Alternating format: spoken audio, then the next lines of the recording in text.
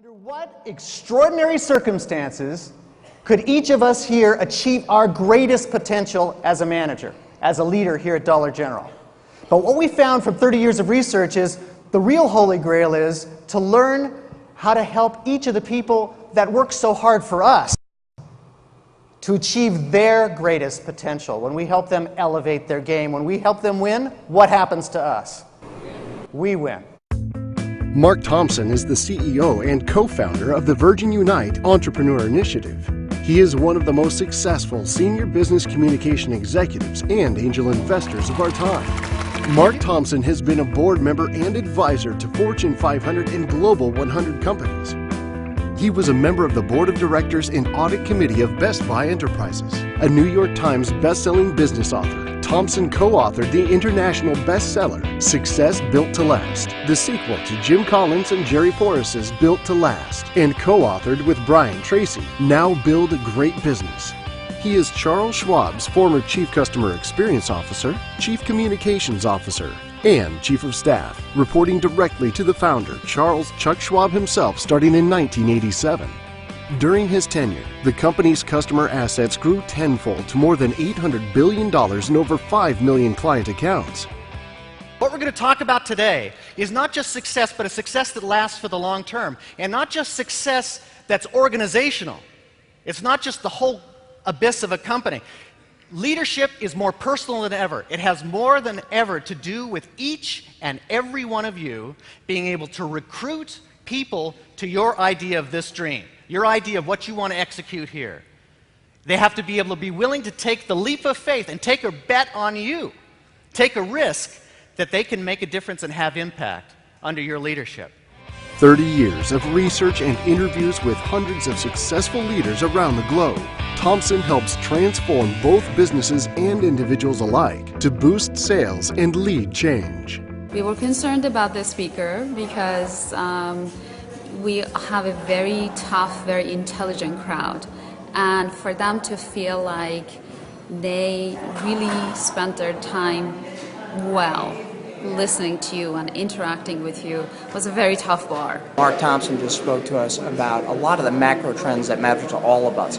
And one of the things I'm going to do as an action item right out of this is go back to my company, where we have a 1,000 customer event every year, and invite Mark to come to that event. It's perfect for setting the context, stepping back from the day-to-day operational craziness that we all deal with, and really look at how you build the business, build the idea of trust, build it throughout your organization, trusting your employees, trusting your customers, trusting yourself. What's interesting about your industry is nobody's safe yet. There's nobody who has it locked up. Everybody has something that's vulnerable. Everybody has an area that they need to work on. And that provides a great opportunity. What was amazing, in 27 industries, each organization, after having doubled once and doubled again, set on a path to yet again double. When I saw this, I kind of wondered, is it really necessary to continue to push like that? What's wrong with being stable for a while? Just absorbing this and digesting all of this. And what I learned from the evidence ends up being kind of dangerous thinking. Because what we saw was that organizations out of the 10,000 that decided to be stable without setting those stretch goals, in 3 years, they were lower on the scale in the top 10. Within 5 years, they were struggling to be in the top 10, and in 20 years, they were gone.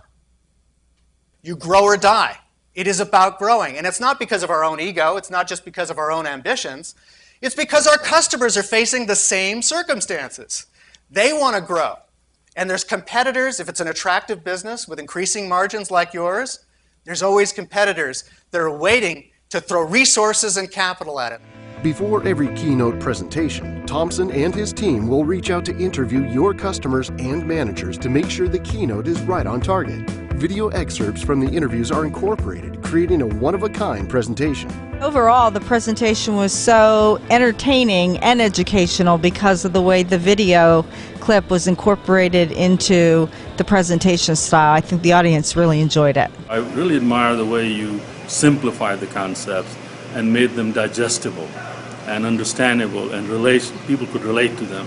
So that was very good. I really, really liked that. So as I was telling you, we have our next executive exchange in Florida in May, and Angela will give you the dates, and we'd love to have you there. How many of you would like to see your team be able to be so effective you can manage through these next 5 years of change with great success? How many of you feel that conviction? It's good to see this, because this is at the core of the research we've been doing at Stanford for the last 30 years. What we've been doing is looking at 17 industries that have gone through extraordinary and excruciating change. We looked at organizations, only those that had been successful for 20 years or more. We wanted measurable, demonstrable success. And the good news is that we found, when we did the global survey, that there were 5 principles that were necessary to manage change during turbulent periods like this in all of the industries. We're going to talk about those 5. Whether you're Mother Teresa or Beverly Wallace, or whether you're Nelson Mandela or Ralph Lawson, you've applied 5 fundamental principles. What do you think the first principle is? Defining reality. A very simple process of being brutally clear about the reality and the uncertainties that we're facing. And looking at our survey of 10,000 organizations, only about 500 really completely came clean in sharing with all stakeholders, what does it mean to face reality? Have we really done that with our stakeholders? Because only then are we in a real position to define that landscape and redefine it for the future. Gallup did a study of 750,000 employees and looked at 36 different elements that really drove behavior and kept people engaged in your business and kept them engaged in learning and loyal to the cause of the company. You know what the overwhelming leading factor that was motivating individuals to continue to stay and work for an organization was the relationship with their boss. One of the things that we all have to remember, whether we like it or not, in our jobs, all of us here are mentors. People look at us under a magnifying glass. They're watching our behavior. They're looking for exceptions to what we say and what we do. And what we can really do best in managing change and in recruiting people to that change is to think of ourselves as mentors and fight for each other rather than against each other. Helping the people who work for us be better than we ever were when we held that job, based on our experience and our time. 3 simple but difficult to execute principles that came up over and over in hundreds and hundreds of interviews that we did. But there were the 3 principles that he learned that we tested in our research that apply always in building trust around your store and your district and your brand. These 3 principles, we call them the 3 R's. And the first R is responsibility. Very simple, but often difficult to do. Silence is not golden. Nobody ever expects something good to come out of a period of silence.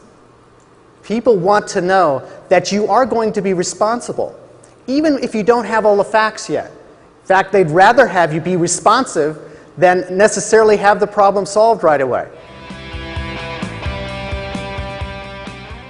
Every dictionary that we found in any language, and if you can find a place that it's different, say goals, money, fame, and power. And we wonder why our employees and our kids and others get confused about what success really means. Because the real definition of success is what I heard in the room just now. The definitions you just gave me now are the 3 that we heard all over the world among people who had been successful for 20 years or more. Forbes magazine named Thompson one of the top 100 venture investors with a Midas touch, and he's currently an investor in companies like Facebook and Apple Computer's #1 app provider for the iPhone and iPad. Mark is program chairman of the American Express Peter Drucker Leadership video series.